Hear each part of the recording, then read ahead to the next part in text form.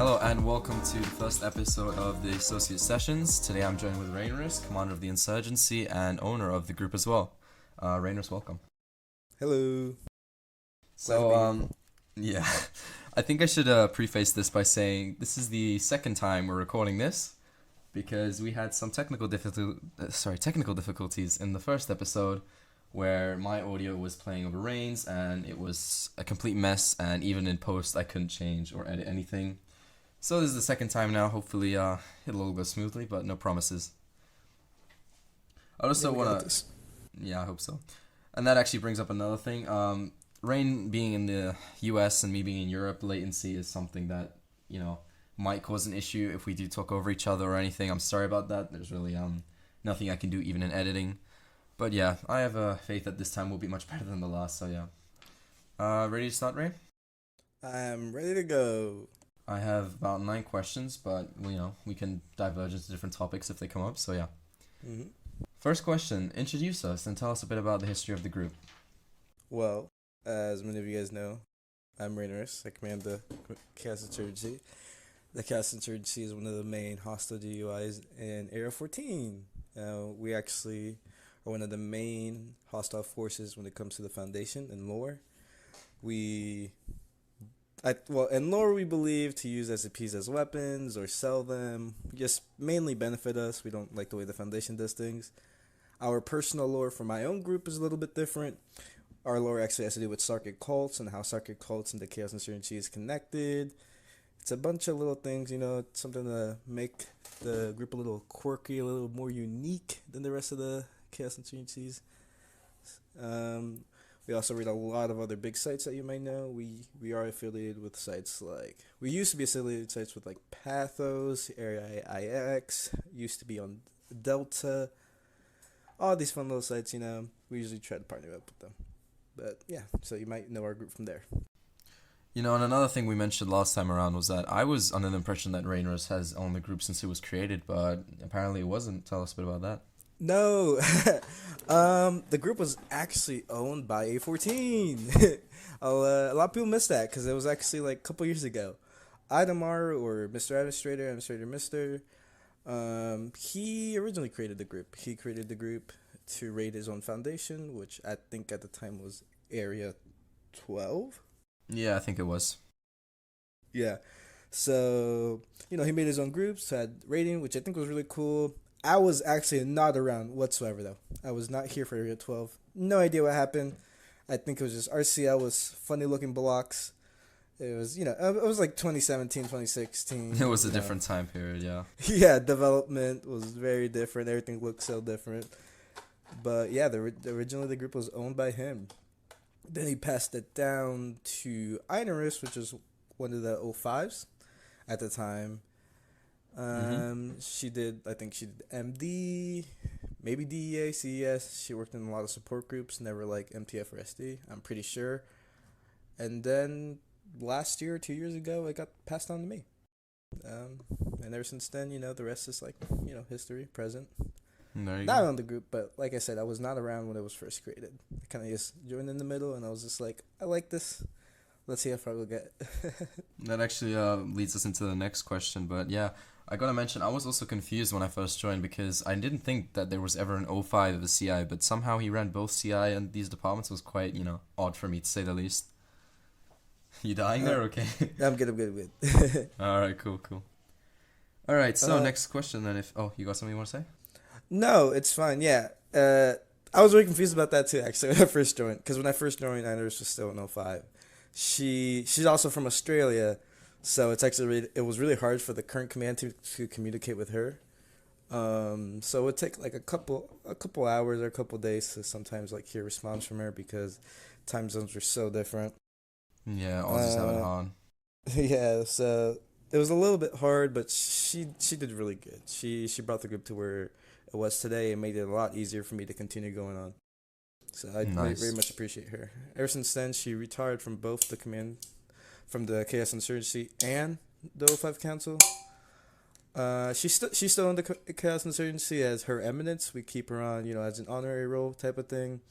I still let her get some say into the groups, but she doesn't get too involved too much. But she was great. Yeah, fair enough. So that actually, you mentioned something earlier that's going to be in the next question, and the next question is, what would you say made you want to start an insurgency, and was a foundation less appealing? Uh, like I said before, we didn't start the insurgency, but um, I would say a reason most I like at least why I would currently want to start a foundation or I mean a cast insurgency would be because of the freedom. You have a lot less rules when it comes to the cast insurgency. You don't have any quotas that you have to meet. You can pretty much set up your own schedule and not feel like you have to be somewhere all the time. We don't have a 24-hour site. It's kind of like working part-time. Yeah, I Where can understand foundation that. would feel more like a full-time job. Chaos Insurgency would feel more like a part-time job. Until you get into like the command positions, then you start to cry a little bit, but it's fun. Yeah, paperwork gets to you, I can imagine at that point. Yeah, it's a lot less work than a foundation, I can tell you that much. So, Were you ever in the foundation at any point, by the way?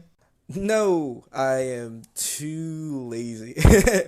No, Fair enough. one of the main reasons let's say I joined the Chaos Insurgency, since I didn't make it, but the reason I joined was because I went on A14 and I wanted to like be a part of this community. I saw the development, I thought it was really cool. People would make jokes. I'm like, oh, this looks cool. It looked like a controlled environment and a really nice, strict role play that I was kind of into. It Yeah. was my first time in the SCP genre, so before this, I've never been in anything like this. So I was just like, yeah, let me get involved. So I go into the application center. I saw that I actually had to write an application. I thought it was going to be like maybe a trial based thing, you know? Nah, laziness kicked in, I can imagine. Yeah, and then I left. I clicked like so fast. I was like, I'm not about to write a paragraph to join a an SCP group because Yeah, I fair was enough. just not about it at the time. And then I looked in the enemy tab. I went on the Chaos Insurgency, and I was just like, let's learn about this group. I didn't even know what the Chaos Insurgency was at this time either. Yeah, you But see, I saw Sorry, go sorry. ahead. No, go No, ahead, go ahead. I saw it was trial based, and I was like, this is definitely not writing. So I went to the tryout, ended up getting in, and I was like, wow, this was a lot less work than writing out an application. So the only reason I'm in the Chaos Insurgency was because I'm lazy. Well, fair So enough. I that's mean, why. And then after then, being in CI, I've got used to that environment. So I never wanted to switch to a foundation. And by the time I wanted to, I was already in a command position.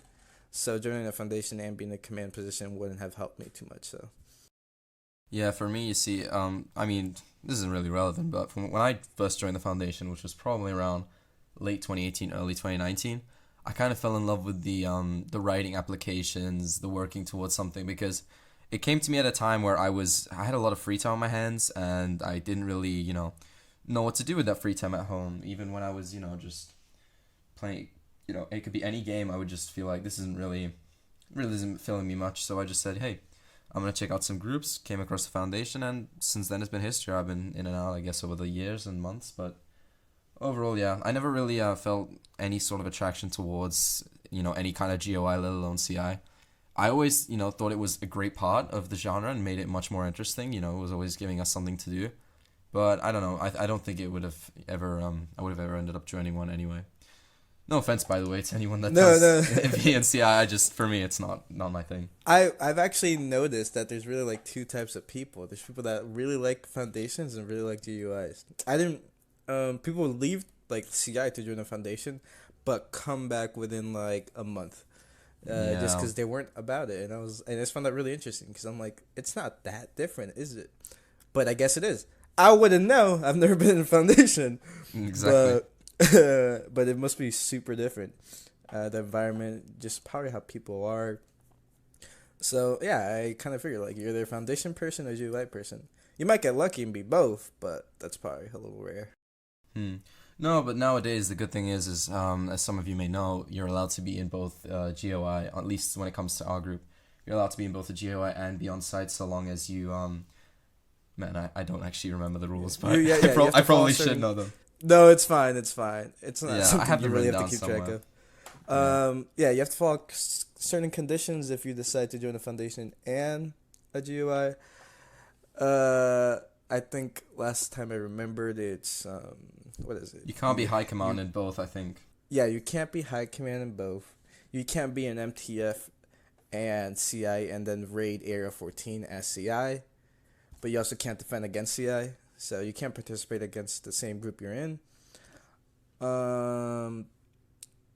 That's all I remember. Yeah, just a little side note. Main thing is don't raid yourself. Don't raid your own group. I guess. And just a little side note. This just for legality's sake, this podcast is not how would I put it, accredited source of information. We both really don't know what we're talking about. So yeah, if you do have a question, though, make sure to ask me, and I'll do my best to figure it out. But yeah, if I'm not mistaken, can't be high command in CI or an MTF and raid on Area 14. And the combative groups, actually, I think it's SD too. Yeah. And Probably now with the introduction of that. combat medics, I don't know if that. We don't know about that. There's no combat regulation medics for it. Combat medics, we don't even have them regulated. It's a whole process. Yeah, I remember the first couple raids with combat medics were so not messy but confusing.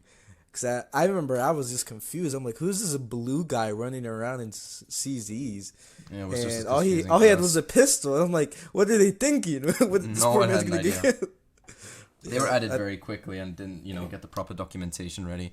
So I'm not really sure what the status is on it now, but I know that Bloodhound, he got promoted today, so congrats to him. But yeah, he was working on regulating them in his term, and I'm pretty sure he's still on it or something like that.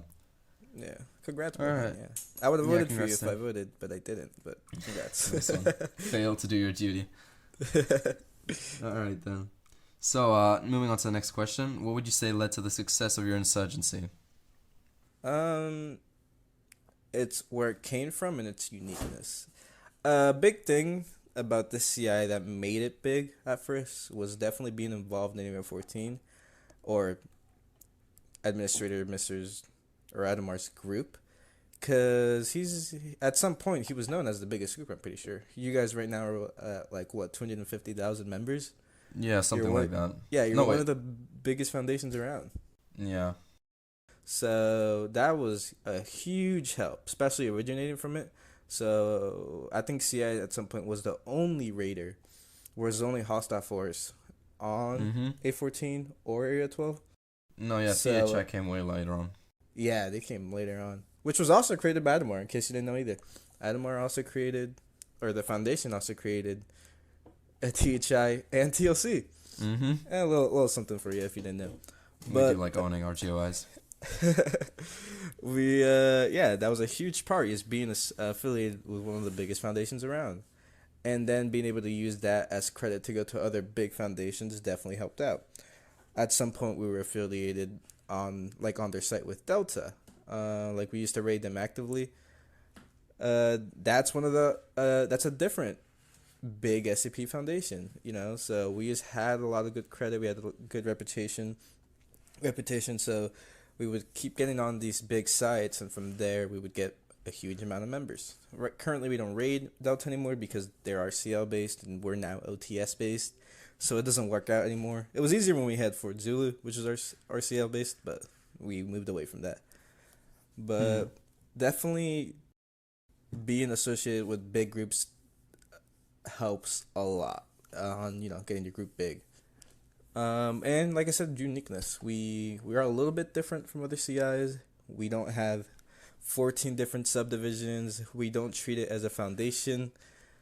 And CI, I don't say we know our place, but we know how we want to run the group, or how I personally want to run the group. I don't want it to be like a foundation. I don't want it to feel like there's a lot going on. I want it to be like, I'm bored Sunday afternoon, I'm in this group CI, let's do something for fun. Something like that. Not something like, oh, I have to get on Monday through Thursday, do my little duty, go do my subdivision quotas, all that. No, I think that's a good approach. Nice and simple, which I feel like a lot of GUIs are missing up on, because they're a little error I see some GUIs doing it, in my opinion, is they're forgetting their GUI and moving and acting like a foundation. They're releasing sites, which is great. I'm not against a GUI owning a site, but when you start treating it like a foundation, it starts to get a little tricky. At that point, what's the biggest difference between you and a foundation other than the name change? there's one thing if you're treating your SCPs like your GUI normally would. So if you run like an MCD Carter GUI, you would sell SCPs, but instead you're testing on them like a foundation. That's a little weird. If we had our own site with SCPs, we would probably use them as weapons or, test them out as weapons, but we would never research them like a foundation would. But that's very unlikely that we would, because we're trying not to miss the point out there. So I feel like being unique in that aspect and keeping true to the CI thought and concept is probably what also helps get us more attention, because, we're like a true CI, you could say. Not to bash any other CIs, I just feel like you guys are missing the point. There you go. If you're an upcoming personal opinion. Yeah, if you're an upcoming GOI or current one, you've got some advice from how many members CI? I really don't know the number. 9,000, so close there to 10K. Close up there, not nearly there. So yeah, not really. I ain't got much to comment on that. I've never been in CI or around one. Yeah, so it's a huge difference. Yeah. Yeah. All right then. You gave some advice as well, which will lead us into another question later on, but I'll save it for then. Mm-hmm. So I'm pretty sure I know the answer to this question. Is it hard running a group without a site or a facility where they can get on freely and conduct activities? 100%. Yeah, it's weird. Yeah, because like I said earlier, I want it to feel like you can come on in the group and join an event whenever you want. You don't have to feel like you have to be there 24/7, but that also comes with a cost. While we don't have a 24-hour site, that means that we have to constantly rely on raids or trainings, and that's our only activity. You can't just get on site and just sit there and guard in a tower against like Foundation members. You have to get on when we have a raid or a training going on. So it makes it really hard to keep retention on, because let's say we only have one raid per day. That's kind of boring if you're like bored the whole day. But I want to still keep true to the fact that we're laid back.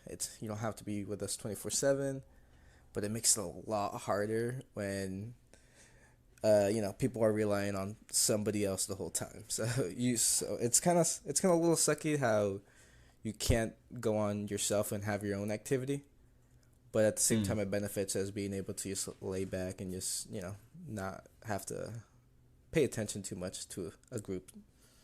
So yeah, because it's hard. Yeah, though it's hard. Yeah, that's another thing. A lot of combatives, and the Foundation don't realize that. They often ask, why do they have to raid so much? Why do they have to do this? It's because it's the only thing that keeps them alive.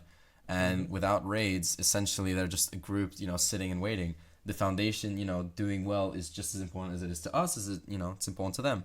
Because if we're, falling behind or not doing well, raids are going to obviously lose quality and stuff like that. And that's why, in order for CI to stay alive, we need to stay alive. And, for CI to stay alive, we need to stay alive. I don't know if I said that right, but I'm pretty sure it's pretty accurate, picture. Yeah.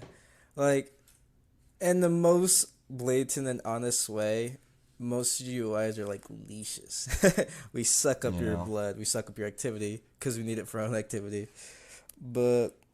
And most of the time, it's also like a mutual type of thing where the Foundation doesn't need raids. It definitely helps to keep the site interesting, in my opinion.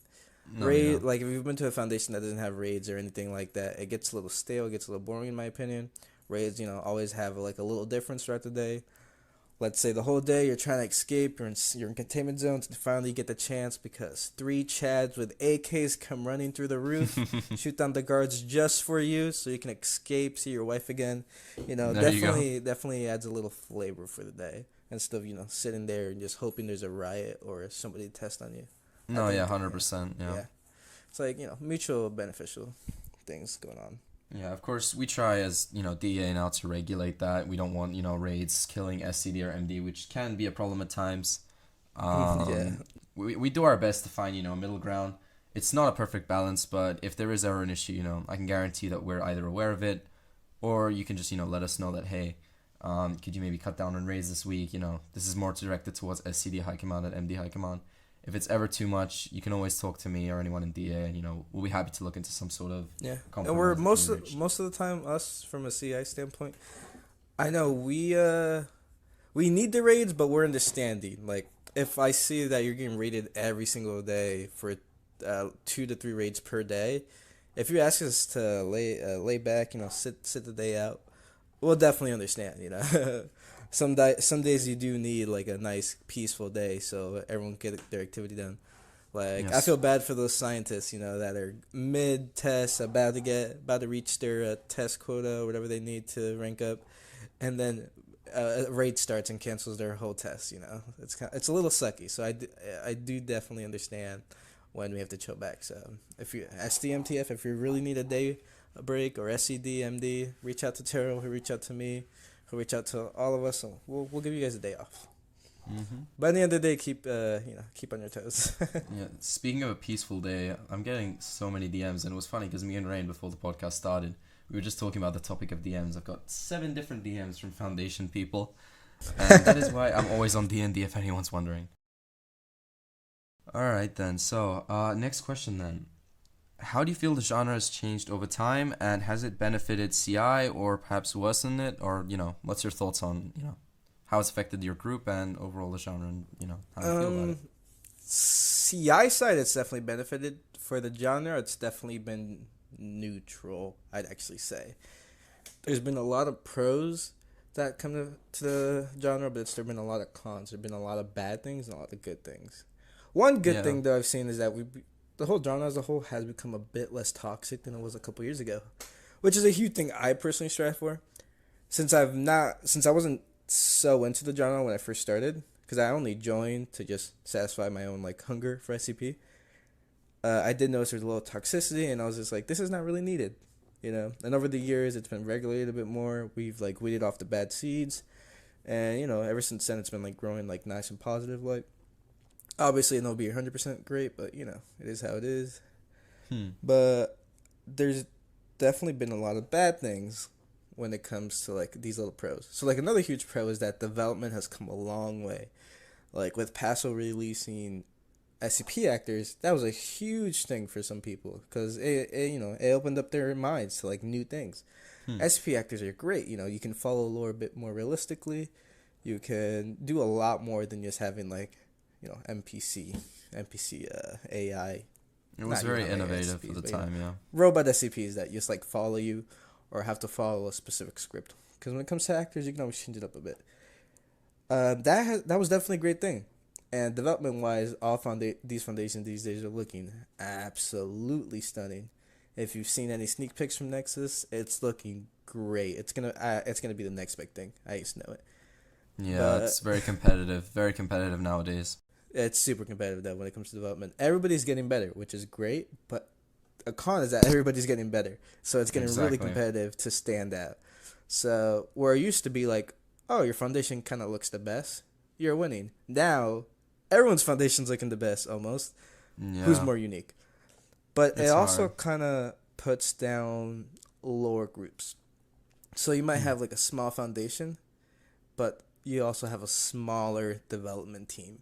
You can't compete with these big foundations that have these stunning looks when your foundation is lacking a little bit. And that way, I would say it's a huge con because it makes it a lot harder for small foundations or people wanting to start out to just make a name for themselves. Oh yeah, 100%. It's really hard these days for people to take you seriously when your group doesn't look that well compared to their standards. So standards are high these days, and not everybody can meet that standard. So it's a little sucky because you might have some great ideas, you might have a great community, but if your development doesn't meet standards, no one's gonna take you seriously, and that's a huge con, I'd say, with everybody with the current genre right now. Yeah, I'm just gonna talk a bit about this. I tried starting up an SCPF, and I think the main thing I underestimated was the amount of money and talent that you need, as well as contacts. You need to know people within the genre that have experience in scripting, building. Specifically for the SCP genre, it always helps to have different contacts. But my main issue was a lack of knowledge. I'm not the greatest builder, and I'm far from the best scripter, but the main thing that you're gonna need is money and contacts. You gotta know people that can take you higher and stuff, and it's really hard if you're starting out nowadays because the bar is just so high. As Ray mentioned, it's a very competitive space. Yeah, going off that, actually, I would recommend maybe going into a current community like A14. starting off there, make your way up, and just make connections. Use those connections later when you want to make your own group. It will be a lot easier than just starting the group without knowing anybody. Join any group. Just make new friends there. Make some connections. Get to know people. Then later on, when you're ready for your own group, start your own little thing, and then it should be a little bit easier when it comes to connection wise. Because 100%. you can kind of bypass the standard wise if you have a connection that can vouch for you, and then somebody will give you the time of day. Once you get the time of day, you go all out. You explain to them your ideas. You explain to them what you want to do. You explain to them how unique you are. And that should be enough to at least get some type of partnerships going, some type of name out there. Because when you don't meet the development standard, you might meet the idea and creativity standard. And if you can meet that, you're golden. Mm-hmm. Development will come along with it at some point. Once you start getting more members, you can start using any group funds you make from the group to take back to development. And from there, just go higher and higher. And at some point, you'll reach that development standard, and now you're on track with other big foundations. And there you have it. All right. I think we're ready to move on to the next question, would you say? Yeah, let's go for it. All right, then. So this question is, I'm not sure if, you answered it earlier or not, but it's, what made you want to enemy this foundation in the first place? Since we were created here, we never had the option to. we couldn't say no. Yeah, kind of. But something that would attract me to AR-14 or this foundation in particular today would be its roleplay and realism and how strict it is. So it's not strict to the point where it's unfun, but it's strict enough to keep that roleplay concept going on. With other foundations, I would see sometimes they would fool around a lot. Like they'd spawn in like Halo guns. They'd run around as SCPs, being a little bit unrealistic. They would just free rank their friends. They would do a whole bunch of like little things. AR-14 or this foundation in general has always kept the roleplay concept at heart. It's always been a little strict on that, and I really appreciate that. It makes the genre a little bit more fun, because at the end of the day, you sign up for this genre or this group particularly for the realism, for the milsim, you could say, for the roleplay, because that's what we are. We're basically like a huge milsim roleplay. So Yeah, AR-14 is definitely true to that. So that's something that would definitely attract me to this group. For me, and that's the also community's something. pretty fun. Yeah. Yeah, for me, that's also something that, back in the fifth question I asked, which was about the genre, that's also something that's changed in my opinion. It's true we're still, strict and we have standards to go by, but it's nothing like what it used to be when I was here. When I was here, you could get crucified for the smallest thing. And I'm not saying I necessarily preferred that, but it was definitely a motivation to not screw up. And while obviously, nowadays you can't just, yell at a 9-year-old for messing up on a Roblox game, I do wish sometimes that, people would be a bit more strict and have a bit more backbone when it comes to certain decisions. But overall, yeah, I think that the genre as a whole, has become less strict. And in a way that's good, especially for new members, because I feel like, this genre, for what it is and everything that it has to offer, is small. It deserves way more attention than it's getting 100%. right now. 100%.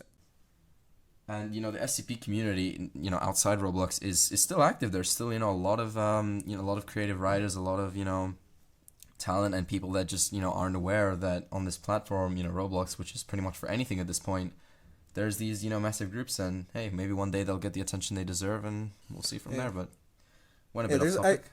No, it's fine. Actually, going along with something like that, there's also this little idea that people always say that the genre is dying, will be dead by the end of the year. Everything's just going out, the film is going out. Personally, I don't believe that, actually, because I feel like we've actually been rising a little bit. The SCP Foundation, the idea, the website itself, I feel like is getting a little bit more traction every day. There's more YouTubers talking about it, and there's more people going onto Roblox to actually, play it. Oh, yeah. Which I find really cool. So I would never give up on the idea that this foundation is gonna die, or this SCP idea is gonna die. I always think there's gonna be more people that take the torch and carry your own love for it. Yeah, very well said. Yeah, so don't ever let that idea go out because you keep hearing these rumors that the genre is dying. I definitely don't think it's gonna die. I still think we have another 10 years. For me, I think that the reason that people say, all the groups dying, all the genres dying, it's not dying. It's dying for those people in specific. People move on, of course. Mm-hmm. It's fun for you at one point, but eventually, everyone moves on, and saying that it's dying is is just half the time wrong, because as I said, it dies for you personally. But as I said, there's always going to be a younger version of you that just joined the SCPF and is going to be starting up their own career. Just as Rain very well said, one's going to drop the torch, the other one's going to pick it up. Yeah, and I don't know, I've noticed that a lot. Like, because, you join with your friends, you and your friends rise up the ranks, but then you start to see all your friends leave because they're losing interest. And then, I can see why you might think that, okay, everyone's leaving. But I do think it's a little unfair because it's just everybody that is leaving, or your class, quote unquote, is leaving. While it is sucky, I don't think it's fair to say that the genre's dying as a whole. I would say maybe just try to get to know the new people coming in. Something you are going to have to get familiar with is changing, though, because the genre is going to change a lot. It's already changed in the last 2 years. So you're going to see a lot of new ideas not be allowed, but you're going to see a lot of new ideas, rise up. So you have to be able to know change and be comfortable with it.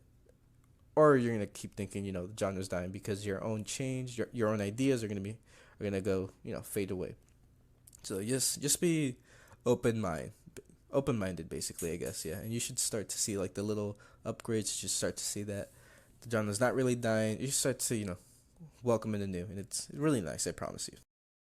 Yeah, I agree as well with you on everything you've said so far. I'm 100% on board with, so yeah.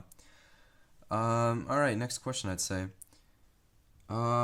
So you did go quite in depth on this, I think earlier on in the podcast, but what advice would you give to other GOIs in the genre in terms of, being successful? And when I say, other GOIs, mainly the ones that are, just starting up with, few members, not well established, what would your advice be?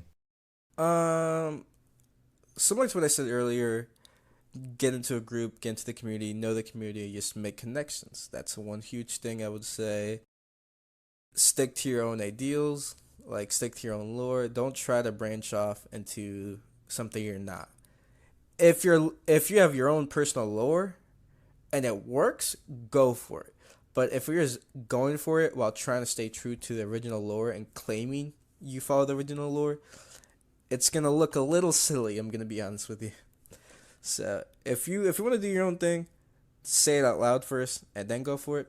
That's one thing I would say, just so you're not looked on as stupid. I want to say, like, it's alright, don't worry about it. Yeah. Yeah. So no offense, but I don't. You're gonna look dumb. You're gonna be claiming that you're let's say CI, but you're following a whole different set of lore. So don't claim you're following strict CI lore while doing something completely different. You can say you're CI and you start off as CI and your origins are CI, and go off that. But don't say you're following strict CI lore, because, it's not going to match up. People are going to fact check you. They're going to have to explain. It's going to be annoying. My own personal group, we follow off CI origin. So we did at first start with CI lore, but we're really open to the idea now that we're definitely not following it anymore. Like I said earlier, we follow Sarkic and CI lore. That's our own personal lore. That's actually another advice I'd say. That's a little unique thing we have going on. If you want to stand out, try to be unique as possible, while staying true to your own concept. You can still grow and have an open mind with things. You can still have a lot of creativity going on. You can have new ideas. You can do things that are completely new. Let's say you don't have a completely new idea, but you can have completely new development concepts. So for example, Pathless Foundation was a huge difference from other foundations because they used actors. Something as small as changing from player-controlled actors changing from computer-controlled actors to player-controlled actors was a huge thing. So just having your own unique things for your own group should definitely make a huge difference. So make connections, try to be unique, but try to be true to yourself. Yeah. Be nice. Don't be a dick. That's another important one. Yeah. Don't have a huge ego. That's actually a thing I've seen a lot. I've seen people with like 50 player like CI groups, let's say, that try to ally with us. I'm completely fine, to talk to you, but don't come up to me like like a huge jackass. Yeah, don't be just arrogant be respectful about to it. everybody, man. It's not a hard concept, Just be respectful too, and that alone should get you far enough. Don't go in blazing thinking you're hot shit just because you have your own group now. So Yeah, definitely my stay opinion, humble. my opinion as, obviously someone that, gets plenty of DMs a day about different alliances and something. I just want to mention this. Do not, worry too much about, how many people you have in your Discord or your group. That's usually one of the things that I least care about. Of course, you have to have a minimum. But for me, the main thing I want to see is obviously dedication. I want to see a good structure. I want to see organization, not, oh, this is my high command, but he does this and this. No, I want to see, a properly well organized GUI. And members is not always the thing that I pay most attention to. It could be an investment also for us. What I mean by investment isn't, strictly planning to buy the group. I just mean that, you may be small now, but if you have a good structure, you're ready for an influx of members, we could potentially start something, and that will just benefit you in the future because obviously if, you're allied to one of the biggest foundations, people are going to take interest in you and you will get different members. But I'm not going to, start a relationship, as DEA with someone that has, complete mess. You can have 10k members for all I care. If you're a mess and your members, are toxic and you don't have a good structure when it comes to high command, there's bad communication, I'm just not interested. So yeah, don't pay too much attention to the numbers and just, focus on yourself and, take small steps as you try, climb up in the genre. Yeah, I would actually 100% agree with that. Actually, I have an example for that. We actually partnered with Pathos when it was very small and it was not active at all. We just gave them a shot because they were organized, respectful, and just really cool people. We gave them a shot, and look what that turned into. Pathos is one of the biggest foundations around. Oh yeah, so 100%, yeah. Kind of like you said, yeah, if you're organized and you know what you're doing, even if you don't know what you're doing, but you're organized and you're trying to always, get better, that should get you a long way. We partnered with Pathos, and they actually had barely any combatives. We canceled most raids because we would outnumber 12 CI to 1 combative that decided to get on. That poor MTF. But eventually you will grow. If you're following these little rules, if you're always trying, if you don't give up, you should eventually grow up into your own little group. They blew up, you can definitely blow up. So just keep trying, but like Gotta you said, stick with it. Organize yourself. Don't get ahead of the game. Don't try to do things you're not ready for it. Don't try to, for example, partner with a rating GUI like ours, like mine, but your site won't be able to accept any raids, does not even have SCPs ready, doesn't have any documentation ready till 3 months later. That will really make it really hard for you to get a partnership. So just be ready and be organized. Another tip, I just gonna slide this in there. If you do plan on DMing me regarding an alliance or enemy, please DM me a portfolio or something. Don't just DM me your link and your Discord and your group and say I have X amount of members, I want alliance. Send me send me a bunch of stuff. As if you ever approach someone trying to start an alliance, you're gonna want to send how you're organized, what your lore is. Send me some screenshots of your rallied members. Send me basically anything that you think would be impressive. Make sure that you organize it, send it in a nice way, because these things go a long way, believe it or not. Yep, huge way. Yeah, right, as much information as possible would be great. But if you're gonna send, let's say for us at least, a foundation or raid request, send it to an SIC. Please don't send it to me. I'm really dumb. I don't know what Can't to handle do. it. I'm also really busy, so please. Yeah. Thanks. All right. My DMs are always open though, so if there's anything ever important you have to tell me, or you want to DM me about, or just ask questions, I'm actually open to talk to anybody. I'm not. Most people, I guess, know this, but a lot of people don't. I'm not a jackass.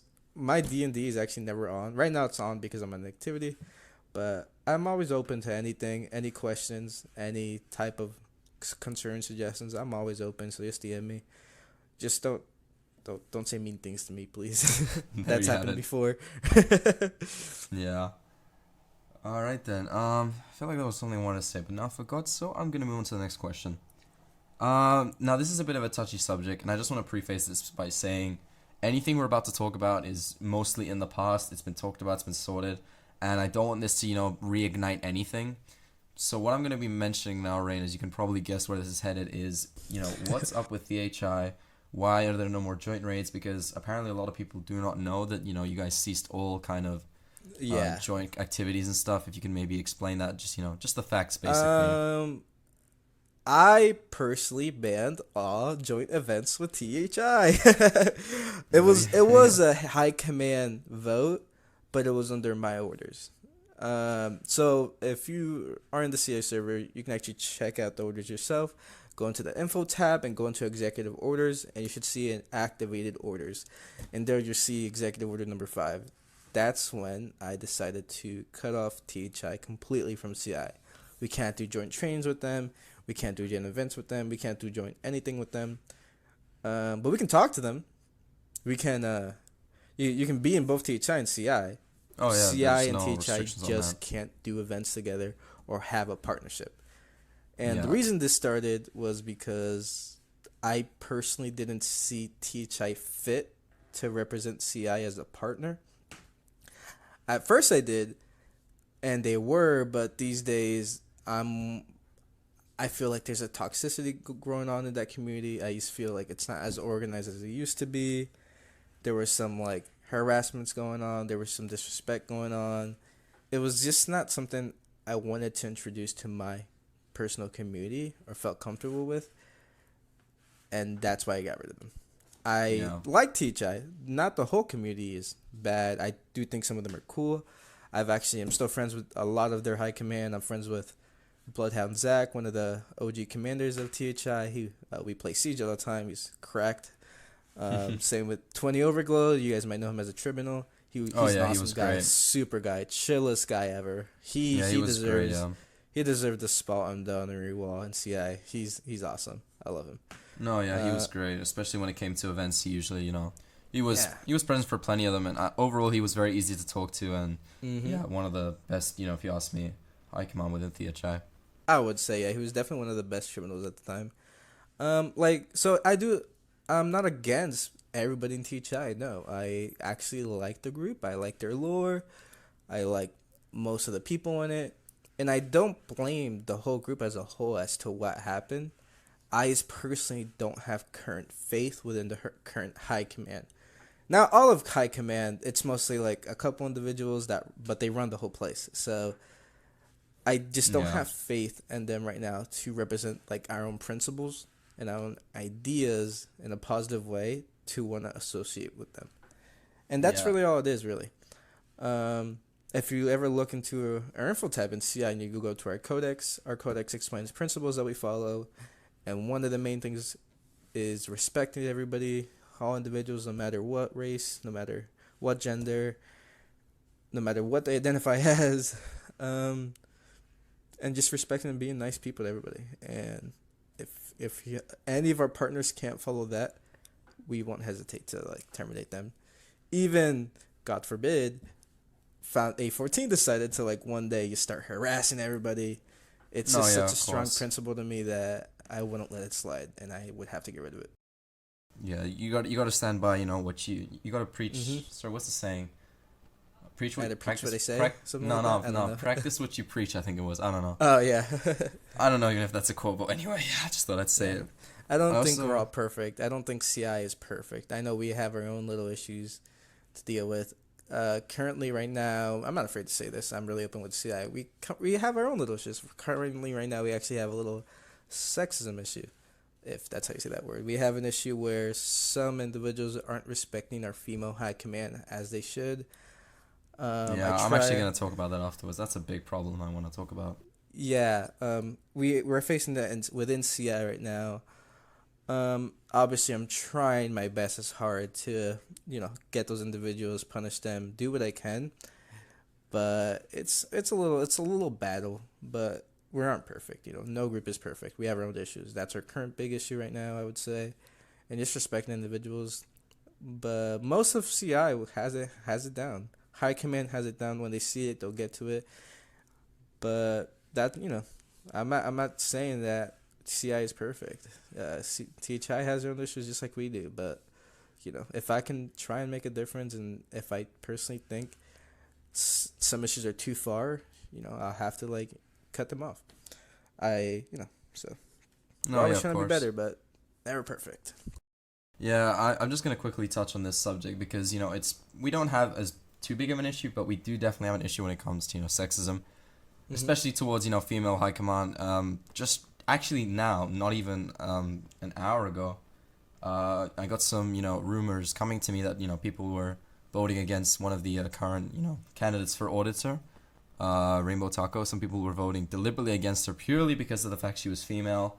And even during raids, there have been, I'm not going to name names, but there have been some people that have just been unnecessarily toxic towards female authorization staff. I just want to make this very clear. That's a massive no, you just can't be doing that. It's wrong. It's disgusting too. It Like, really come is on, disgusting. guys. You should be old enough if you're in the group to be mature past the point where you're gonna be calling people out on just their gender. And as I said, you gotta treat everyone equally. You can disagree with just, even if you want to disagree with the fact that someone is female within the high command. Oh my god, shocking. You can disagree, but keep it to yourself. There's no need for unnecessary toxicity, especially when it's based on just someone's gender. It's really dumb. We should definitely just base everybody on what they've done and how they are, not who they are as a person. Not because they're female, not because of the gender, not because of their sexuality. Just base them off, like you would anywhere else.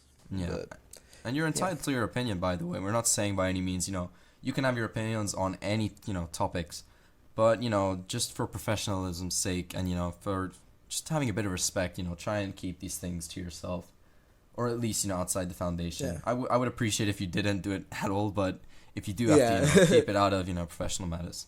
Yeah, I know. Within CI, there was actually a point where I banned for a day any talk of controversial topics because I had to make out a statement because some people just didn't understand how to have respectful arguments.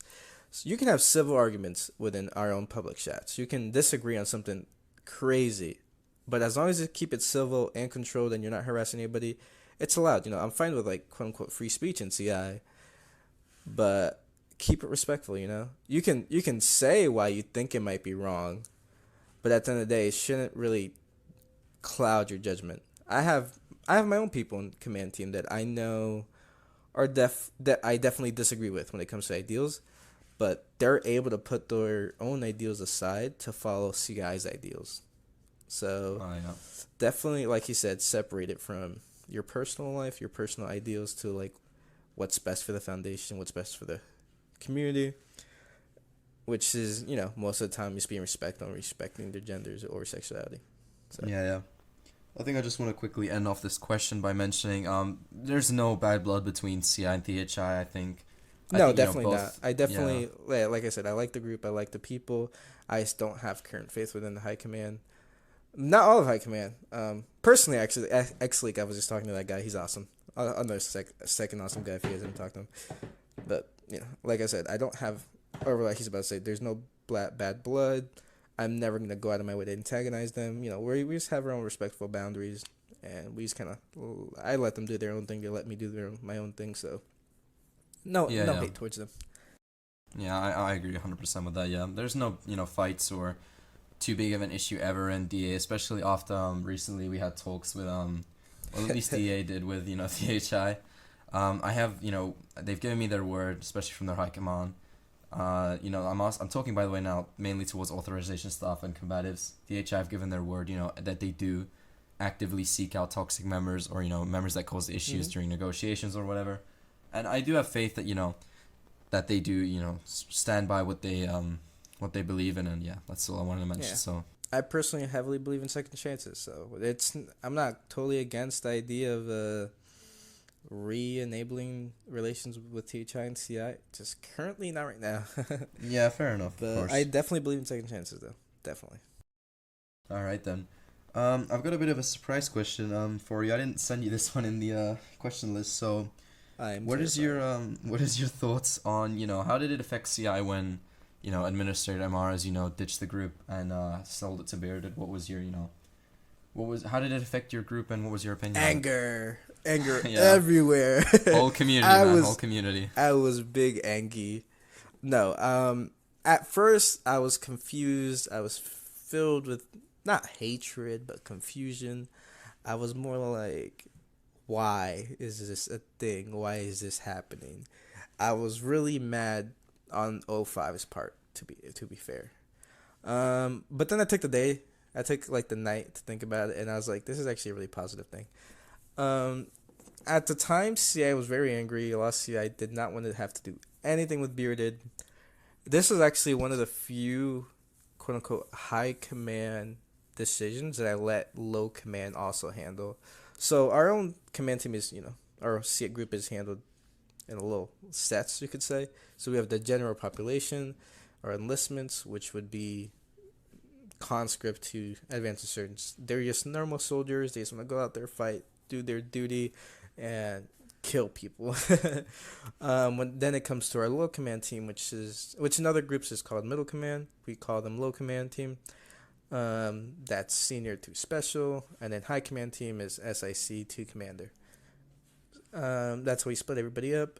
And most decisions when it comes to other groups or being involved in other groups or any types of relations are always up to the high command team.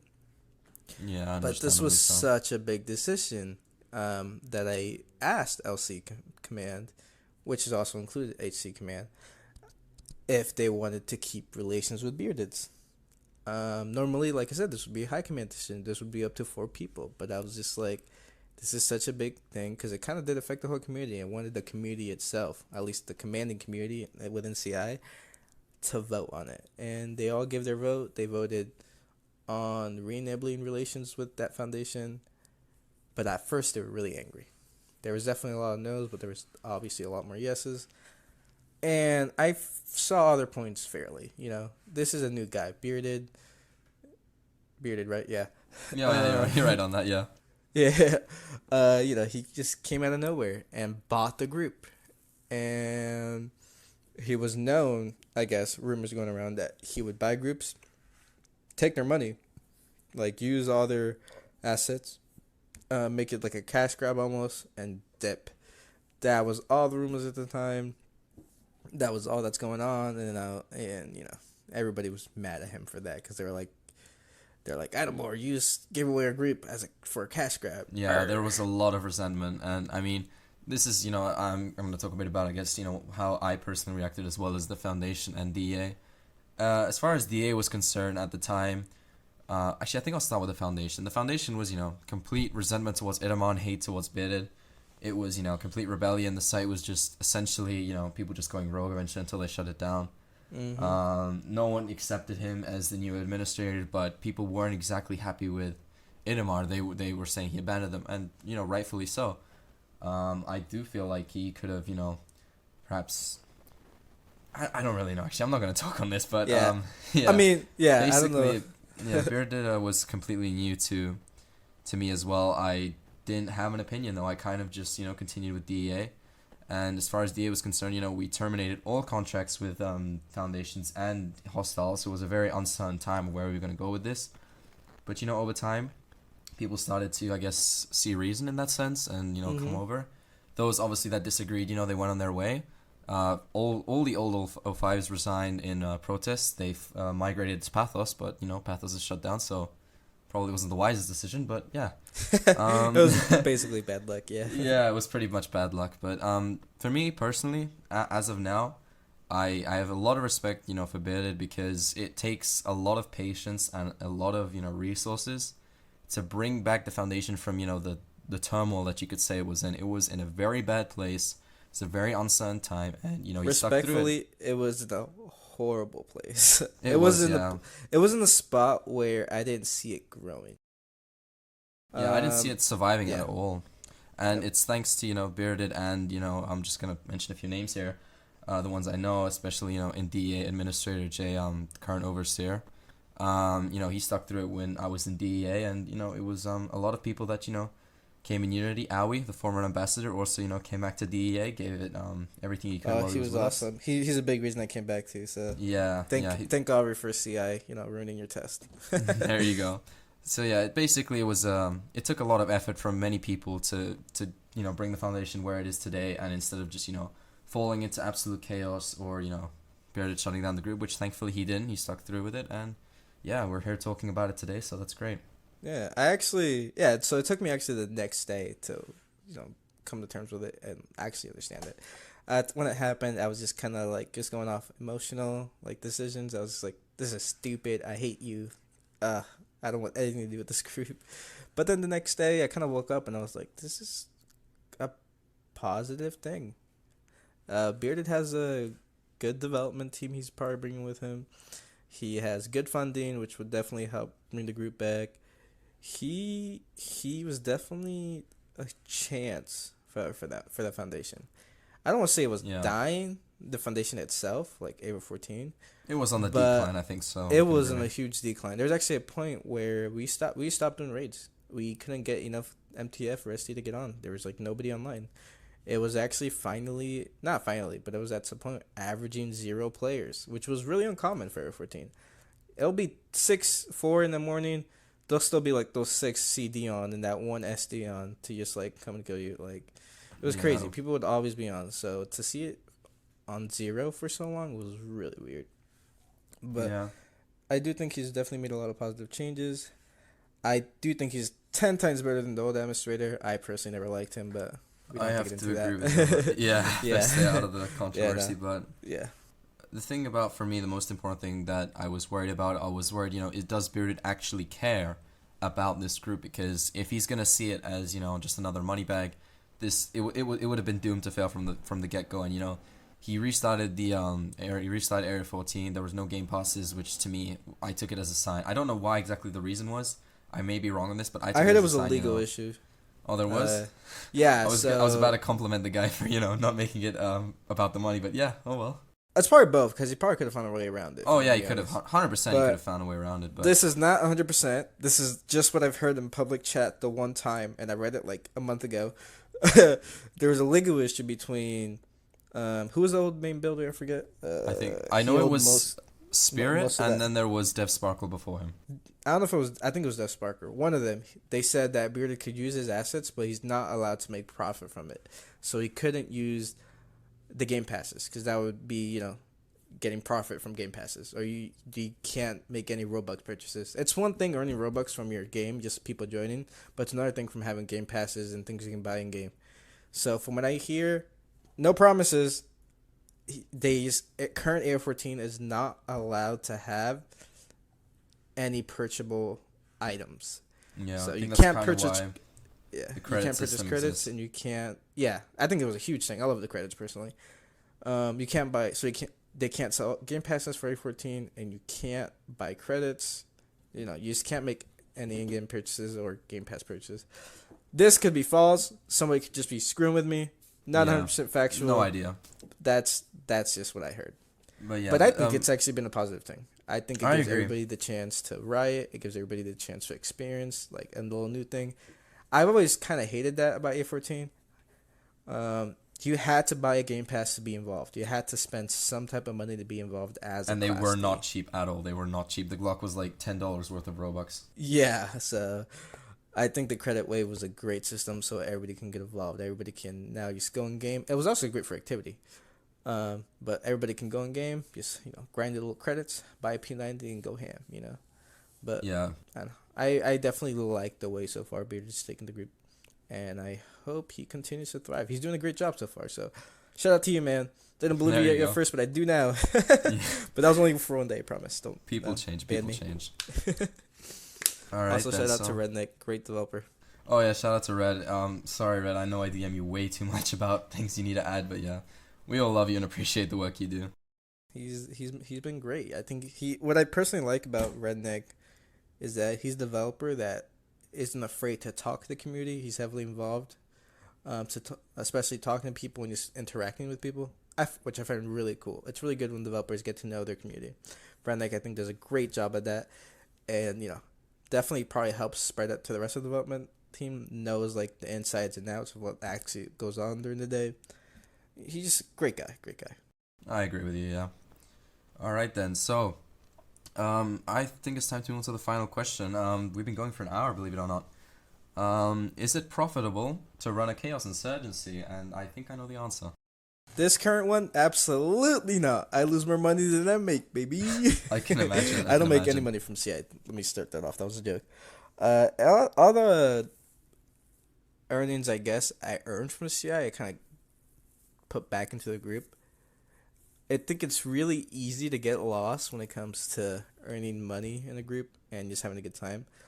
I think since I don't earn as much profit as CI as I would if I really wanted to, it keeps me humble and it keeps me wanting to just have fun and make sure the community is like, fun.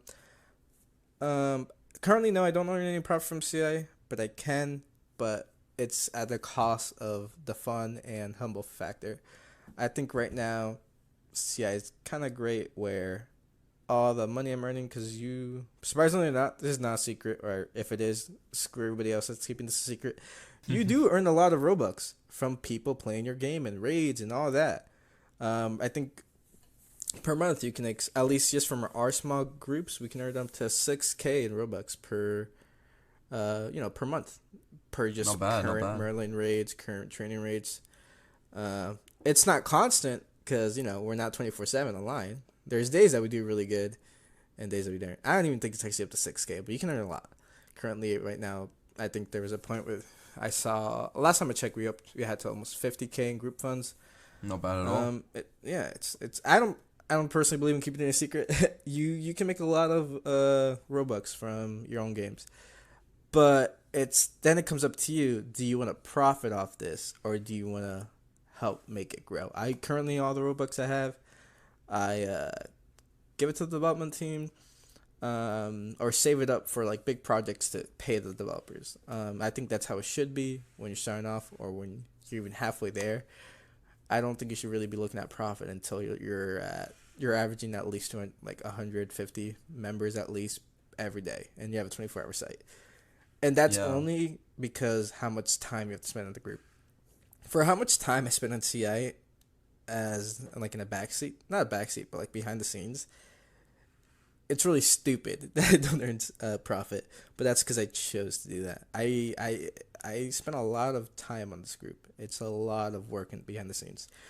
It's surprising, it's just a GUI, you're supposed to have a good time. I have a good time, but it's a lot of work. There's so many things going on, trying to make the group better, trying to keep everybody under control. It's a lot. It's not 24-hour job, but it's about a 23-hour job, So it's constant, attention, but it's fun, Yeah, DA is not far off it either. I mean, from the outside, DA, if you're on site, you'll only ever see us hosting tours, but we had a lot in the background, especially myself and, my medium command. Shout out to Unex and Victor. They both, help me with anything I have to deal with. But DA, again, is mostly, as Rain said, you're in the backseat when it comes to the foundation, but you do plenty of stuff.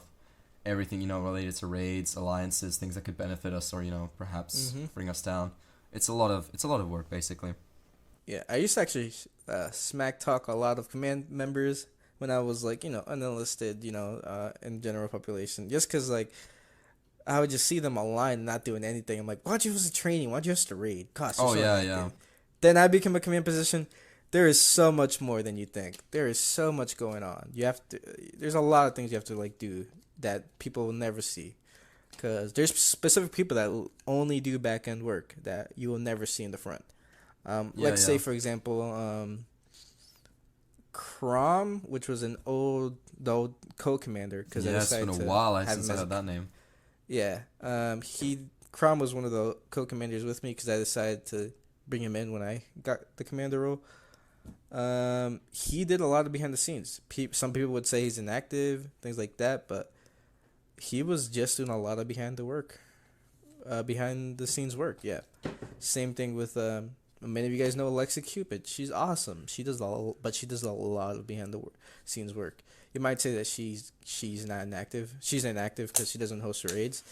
She does not have time to host her raids. She is working on documents back to back to back. She's a hardworking individual, which is one. Those two, they made such a huge impact behind the scenes that I brought them out. I had to bring them back in. They're back now as an executive assistant, which is not an official CI role, so they don't count as being in CI. But they help CI in the back end, so they just do documents and stuff. But there's just be patient with just be patient with your command team members. For all when you want them to do trains and raids, they could be working on documents and ideas just for you. So just remember that their job is not only to just host trainings, raids, things that you can see, but they have to do a lot of things behind the scenes. So be patient. Yeah, and especially when you're in such a high position within a group, you've got a spotlight on you, and sometimes you're just very busy IRL, or it does happen to me even at times. I just have so much work, I don't know where to start, and obviously for example, if I'm on a holiday or something, and I'm having a blast, I just really you get so much work that it kind of piles up, and it takes you a while to get through everything. So, don't always judge a book by its cover. Everyone's got their own tasks, everyone's got their own lives. And yeah, just try and, keep it in mind before you complain about someone in high command or anything. I'm not saying, everyone's in this situation, but there are quite a few people that find themselves in that. Yep. All right, then. Well, Rain, that's all the questions I had for you today. You've been great. We've been going for an hour and 6 minutes according to my timer. Of course, in editing, that's probably going to be cut down to just under an hour, but... you've been great, and you're welcome to come on any other time. Yep, thanks for having me. Just reach out to me if you want to do this again. Had a lot of fun. Yeah.